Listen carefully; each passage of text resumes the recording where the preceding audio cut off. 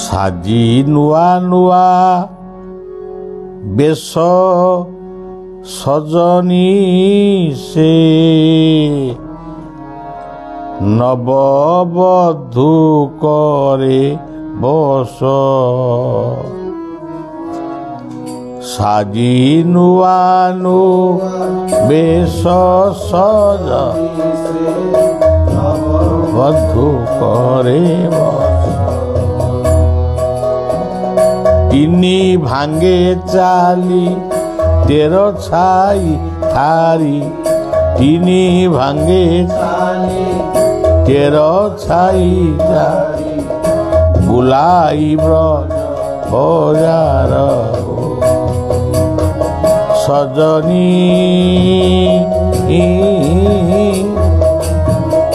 ବୁଲାଇ ବ୍ରଜ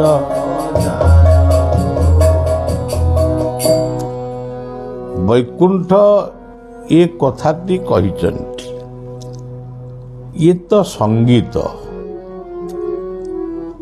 ଯେଉଁମାନେ ଲେଖନ୍ତି ମହାପୁରୁଷ ହୁଅନ୍ତୁ, ସାଧାରଣ କବି ପଣ୍ଡିତ ହୁଅନ୍ତୁ, ପରବର୍ତ୍ତୀ ସମୟରେ ଦେଖାଯାଏ ସିଏ ଏ ଗୀତ ଭିତରେ ଯାହା ଭାବିନଥାନ୍ତି ତାର ଅର୍ଥଟା ଆହୁରି ମହିୟାନ ହେଇ ଉଠେ, ଗରିୟାନ ହେଇ ଉଠେ। ଏଇ ଯେଉଁ ପଦଟି ଦେଲେ ତିନି ଭାଙ୍ଗେ ଚାଲି, ତିନି ଭାଙ୍ଗରେ କେମିତି ଚାଲିବେ? ଜଣେ ତ ଚାଲିବ, ସେ ତିନୋଟି ଭାଙ୍ଗରେ କେମିତି ଚାଲିବ? ତେବେ ଏଇ ଯେଉଁ ତିନି ଭାଙ୍ଗେ ଚାଲି ବୋଲି ବୈକୁଣ୍ଠ ଲେଖିଲେ, ସେ ତିନି ଭାଙ୍ଗଟା କ'ଣ? ଏକରେ ହେଉଛି ଭଲ କାମ କର, ଦୁଇରେ ଭଲ ଜ୍ଞାନୀ ହୁଅ, ତିନିରେ ଭକ୍ତି କର। ପ୍ରଥମରେ କର୍ମ, ଦ୍ୱିତୀୟରେ ଜ୍ଞାନ। କର୍ମ ଓ ଜ୍ଞାନର ମଝିରେ ରହିଛି ଭକ୍ତି। ବଳଦେବ ହେଉଛନ୍ତି କର୍ମର ପ୍ରତୀକ, ମହାଜ୍ଞାନୀ ହେଉଛନ୍ତି ଜ୍ଞାନର ପ୍ରତୀକ ଜଗନ୍ନାଥ, ସୁଭଦ୍ରା ହେଉଛନ୍ତି ଭକ୍ତିର ପ୍ରତୀକ। ଆମ ପରିବାର, ଆମ ସମାଜରେ, ଆମ ଦେଶରେ, ଆମ ରାଜ୍ୟରେ ଇଏ ତିନୋଟି କଥା ଯଦି ରହିବ ତାହେଲେ ଆମ ଦେଶ, ଆମ ବିଶ୍ୱ, ରାଜ୍ୟ ସୁଧୁରିଯିବ। ଆମେ ସମସ୍ତେ କର୍ମବୀର ହେବା, ଜ୍ଞାନୀ ବା ବିଜ୍ଞାନୀ ହେବା ଏବଂ ପିତୃମାତୃଭକ୍ତି ଠାରୁ ରାଷ୍ଟ୍ରଭକ୍ତି ଓ ଇଷ୍ଟଭକ୍ତି, ଗୁରୁଭକ୍ତି ପର୍ଯ୍ୟନ୍ତ ଆମେ ଭକ୍ତି କରିବା। ଇଏ ହେଉଛି ତିନି ଭାଙ୍ଗ ଚାଲି। ଖାଲି ଏତିକି ବି ନୁହଁ, ଇଏ ତିନି ଭଙ୍ଗ ଚାଲି କହିଲେ ଇଚ୍ଛା ଶକ୍ତି। ଆପଣ ଇଚ୍ଛା କଲେ ମୁଁ ଆଜି ପୁରୀ ଯିବି, ଇଚ୍ଛା ଶକ୍ତି। ତାପରେ ଗଲେ ସେଟା ହେଉଛି କ୍ରିୟା ଶକ୍ତି। ତାପରେ କ'ଣ ଅନୁଭବ କଲେ ସେଟା ହେଲା ଅନୁଭବ ଶକ୍ତି। ତାର ଅନ୍ୟ ନାମ ମହାପୁରୁଷ ମାନେ ଦେଇଛନ୍ତି ସତ, ରଜ, ତମ। ତମ ହେଉଛି ଇଚ୍ଛା ଶକ୍ତି, ରଜ ହେଉଛି କର୍ମ ଶକ୍ତି, ସତ ହେଉଛି ଅନୁଭବ। ମୁଁ ଘର କରିବି, ମନେ କରାଯାଉ ଜଣେ କହିବ ମୁଁ ଘର କରିବି, ଏଟା ହେଲା ଇଚ୍ଛା ଶକ୍ତି। ଘର ତିଆରି ଚାଲିଲା, କର୍ମ ଶକ୍ତି। ଘର ସରିଗଲା ପରେ ମୁଁ ଯେତେବେଳେ ରହିଲି, ଶାନ୍ତି ଅନୁଭବ କଲି, ସେଟା ହେଲା ଅନୁଭବ ଶକ୍ତି। ଇଚ୍ଛା, କ୍ରିୟା, କର୍ମ, ଏ ଅନୁଭବ। ତାର ଆଉ ଗୋଟେ ଅର୍ଥ ହେଉଛି ଯେ ଉତ୍ପତ୍ତି ବା ଜନ୍ମ। ଜଗତ ଥରେ ଉତ୍ପତ୍ତି ହେଲା ବା ଆମେ ଥରେ ଜନ୍ମ ହେଲୁ। ଉତ୍ପତ୍ତି ପରେ ସ୍ଥିତି ହେଉଛି ଯେତିକି ଦିନ ଆମେ ବଞ୍ଚିଲୁ ସେଇଟା ହେଉଛି ସ୍ଥିତି। ଯାହା ଯାହା କଲୁ ସେଇଟା ହେଉଛି ସ୍ଥିତି। ଦିନେ ଜଗତର ବିଭିନ୍ନ ପ୍ରକାର ପ୍ରଳୟ ଆସିବ। ଯେମିତି କରୋନା ଗୋଟେ ଆସିଲା, ଏବେ ବି କରୋନା ଯାଇନି ଅଛି। ଯେମିତି ପୂର୍ବ କାଳରେ କଲରା ରୋଗ ହେଉଥିଲା, ବସନ୍ତ ରୋଗ ହେଉଥିଲା, ସେମିତି ମାନେ ପୂର୍ଣ୍ଣ ପ୍ରଳୟ ହେଉ କି ଖଣ୍ଡ ପ୍ରଳୟ ହେଉ, ଜଗତ ପାଇଁ ପ୍ରଳୟ ଆସିବ, ଏବେ ବି ଆସୁଛି। ସେଇଭଳି ମଣିଷ ଜୀବନ ପାଇଁ ଜନ୍ମ ପରେ କର୍ମ, ତାପରେ ଦୁନିଆରୁ ବିଦାୟ ନେବା ପାଇଁ ହେବ। ଯାହାକୁ ଆମ ହିନ୍ଦୁମାନେ କହନ୍ତି ସ୍ୱର୍ଗ ମର୍ତ୍ତ୍ୟ ପାତାଳ। ଇଏ ହେଉଛି ଜୀବନର ତିନି ଭାଙ୍ଗ ଚାଲି। 13 ଛାଇ ଥାରି। ଆପଣମାନେ ବିଜ୍ଞାନ ଯୁଗର ପିଲା ସମସ୍ତେ ଜାଣିଛନ୍ତି, ପୃଥିବୀ, ସୂର୍ଯ୍ୟ, ଚନ୍ଦ୍ର, ତାରା, ଗ୍ରହ, ନକ୍ଷତ୍ର ଇତ୍ୟାଦି କେହି ସିଧା ନାହାନ୍ତି, ସବୁ ମାନେ 13 ଅଛନ୍ତି, ବଙ୍କାରେ ଅଛନ୍ତି। ଏମିତି ପୃଥିବୀ ରହିଲେ, ସୂର୍ଯ୍ୟ ଏମିତି ରହିଲେ। ତେଣୁ ଏଇଗୁଡ଼ାକ ହେଉଛି ବକ୍ର, ମାନେ ସବୁଗୁଡ଼ାକ ବକ୍ର ଭାବରେ ଅଛନ୍ତି।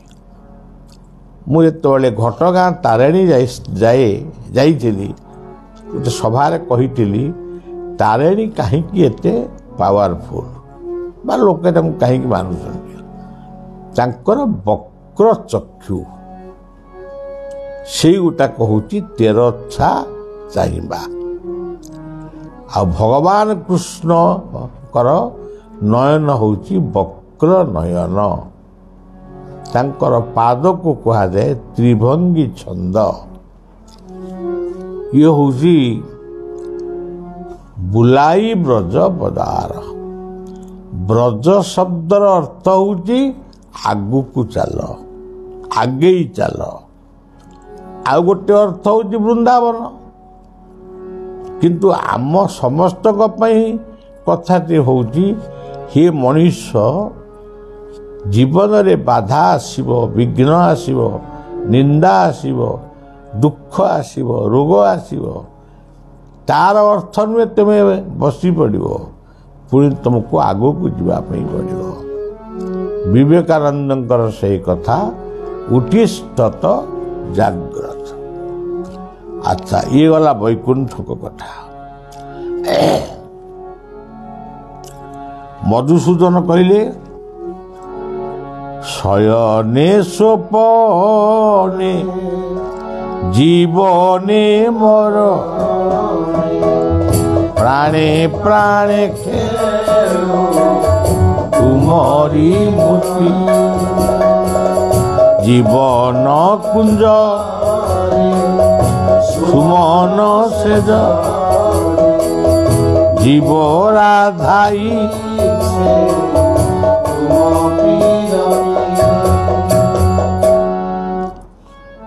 ଶୟନରେ ତାଙ୍କରି କଥା ଭାବି ଭାବି ଶୋଇଯାଅ। ଆଡୁରୁ ମାଡୁରୁ ସାଡୁରୁ କିଛି ଭାବନା। ବର୍ତ୍ତମାନ ତୁମେ ଶୋଇବା ଆରମ୍ଭ କଲ। ବାମ କଡ଼ ମାଡ଼ି ଶୋଇଲ। ପ୍ରଥମେ ଆଗ ଚିଟ୍ ହେଇ ଶୋଇବ। ଏଇଟା ମନେ ରଖିଥାନ୍ତୁ। ଖାଇସାଇଲ, ଆଗେ ଚିଟ୍ ହେଇ 2 ମିନିଟ୍ 3 ମିନିଟ୍ ଶୋଇବ। ତାପରେ ବାମ କଡ଼ ମାଡ଼ି ଶୋଇବ। ତାପରେ ଯେଉଁ କଡ଼ ମାଡ଼ି ଶୋଉଛ ଶୁଅ। ଶୋଇଲ। କାରଣ ଗୋଟେ କଥା ବି ଅଛି, ମୁଁ କହୁନି ଯେ ନାଇଁ ସେ ଢଗଟା ମନେ ପଡ଼ୁନି। ଛାଡ଼। ତେବେ ଶୟନେ ସ୍ୱପନେ, ଶୟନରେ ତୁମେ ପ୍ରଭୁଙ୍କୁ ସବୁଦିନେ ଚିନ୍ତା କରୁଥିବ, ଗୁରୁଙ୍କୁ ଚିନ୍ତା କରୁଥିବ, ଭଲ କଥାକୁ ଚିନ୍ତା କରୁଥିବ। ସେ କାଳିଆ ବଳିଆ ହଉ, ଅନନ୍ତ ହଉ, ଚିନ୍ତନ କରୁଥିବ କି ଗୁରୁ ମନ୍ତ୍ର ନେଉଥିବ। ଦିନେ ନା ଦିନେ ତୁମେ ସ୍ୱପ୍ନରେ ତାଙ୍କୁ ପାଇବ। ସେ ଦେଖାଦେବେ ନିଶ୍ଚିତ। ଏଇଟା ଗୋଟେ ନିରାଟ ସତ୍ୟ। ଜାଗରଣରେ ସକାଳୁ ଉଠିକିରି ପୁଣି ରାତି ପର୍ଯ୍ୟନ୍ତ ଶୋଇବା ପର୍ଯ୍ୟନ୍ତ ଯେତେ କାମ କରୁଛ, ଯୁଆଡ଼କୁ ଯାଉଛ, ଗାଡ଼ି ମଟରରେ ଯାଉଛ, ବେପରୁଆ ହେଇକିରି ଯାଅନି। ସବୁବେଳେ ଇଷ୍ଟ ସ୍ମରଣ କର, ଗୁରୁଙ୍କୁ ସ୍ମରଣ କର। ଆଜିକାଲି ପିଲାମାନେ ଯେମିତି ଗାଡ଼ି ଚଲାଉଛନ୍ତି ମୋତେ ଏତେ ଡର ମାଡ଼େ, ତେଣୁ କେବେ ବି ସେଭଳି ଗାଡ଼ି ଚଲେଇବ ନାହିଁ। ତେଣୁ ସବୁବେଳେ କୁହାଯାଇଛି ଇଷ୍ଟ ସ୍ମରଣ। ଆଉ ଗୋଟିଏ କଥା ସେ କହିଲେ, ଜୀବନ କୁଞ୍ଜରେ ସୁମନ ସେଜ জীব রাধাই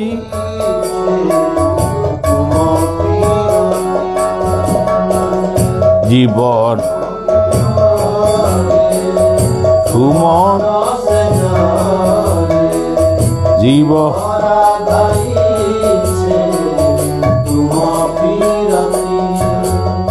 জীবন হচ্ছে গোটে সুন্দর কুঞ্জ।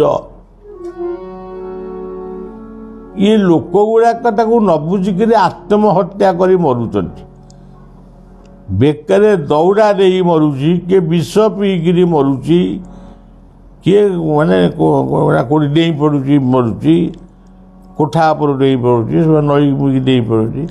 एटा सब भूल। एमानकर मनुष्य जन्म व्यर्थ। ये आउ मनुष्य जन्म पाइबे नहीं। एमाने भूत प्रेत होई अनेक दिन पर्यंत बुलिबे।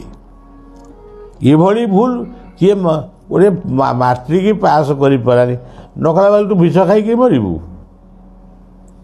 अच्छा, ये जो झीटी आज गोटा कौन आत्महत्या करिछि तापई एसेम्बली बंद बलिया पचारुची से मानू पचारुची झीटा को विष खाया कौन मंत्री कही सी कहीं विष खाइला, तार कारण कौन?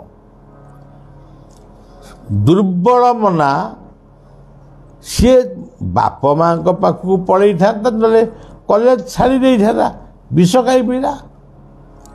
कौ तीन जन ताकू माने हेता कौन कहते रैगिंग कले, से तीन जन का ना तो लिखिनी।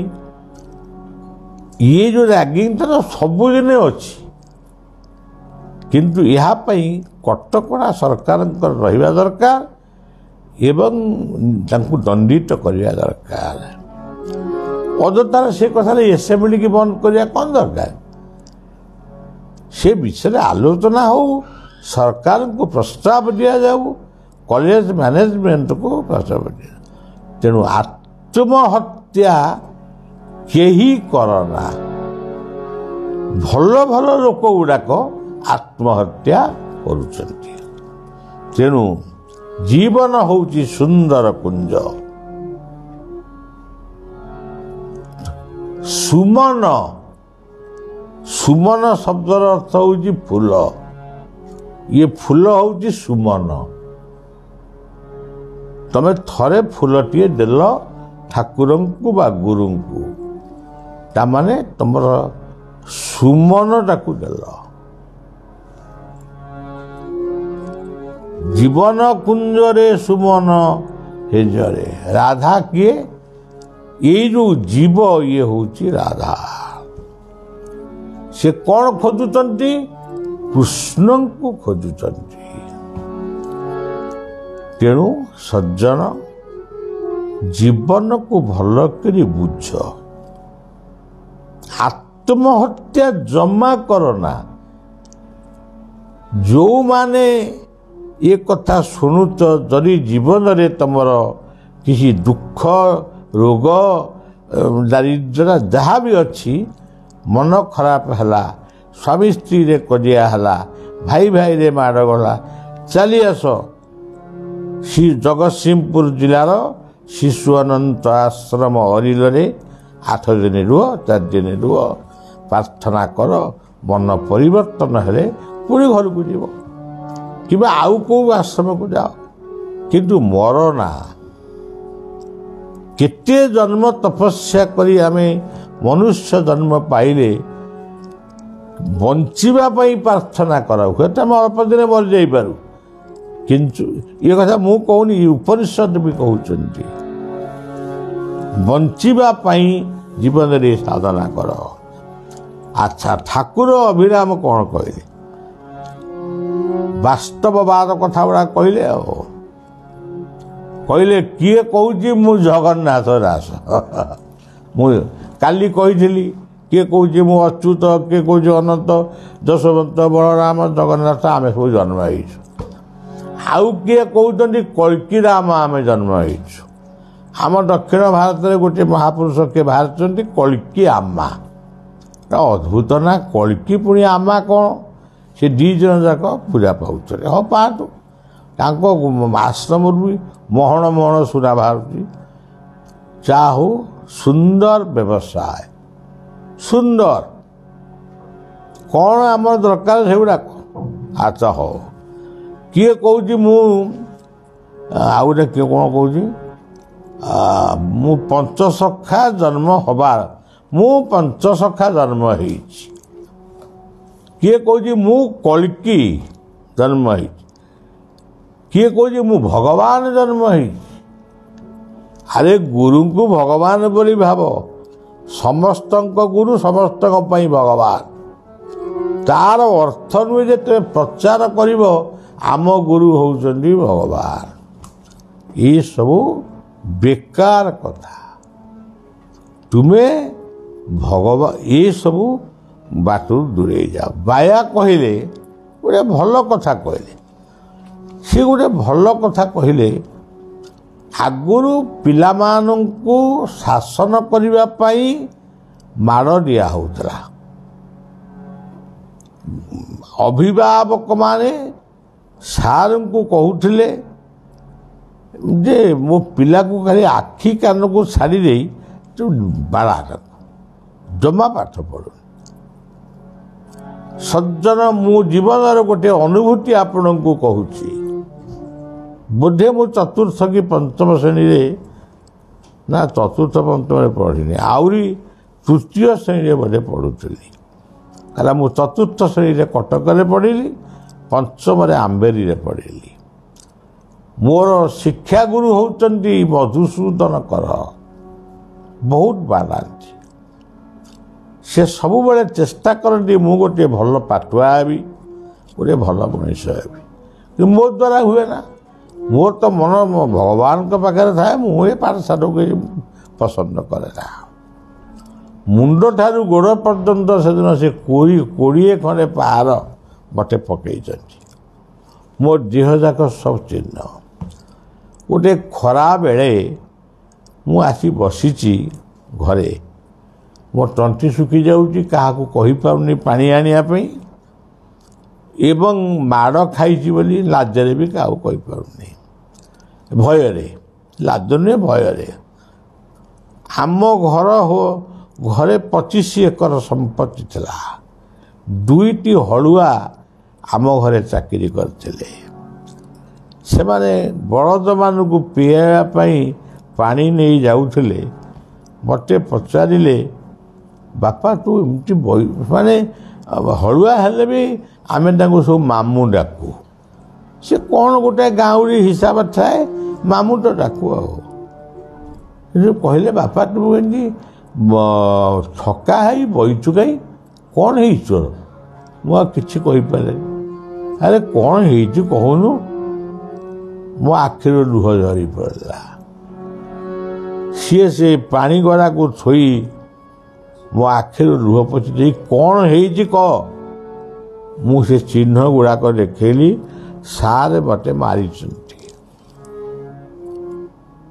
आमर तंटी सुखी जाऊँगी पानी टिके पीबी पानी देले मोर आई माँ निशामणि एवं मोर दादा शरत चंद्र निशामणि देवी मोर ये अवस्था को देखी मो बो टिके एते कथबार्ता करती नहीं से बहुत गभीर था गंभीर से जा हो आई माँ सी सांगे सांगे मोर दादा शरत चंद्र को डाकिले ए शरत शोचु कौन पुओ को मारिकी से मधुआ मास्टर पुओ को मारिकी कौन कर देख चाल बर्तमान ता घर को जीवा दुई जन जाक मधुआ मास्टर को घर गले मोर आउरी डर पूरी मते काली मारिबे आ मधुआ मास्टर मधुसूदन शोइचंती ताऊ डाकिले मधु अच्छा तुम पाठ पढ़ो बोली पिला को कौन एम सब मारती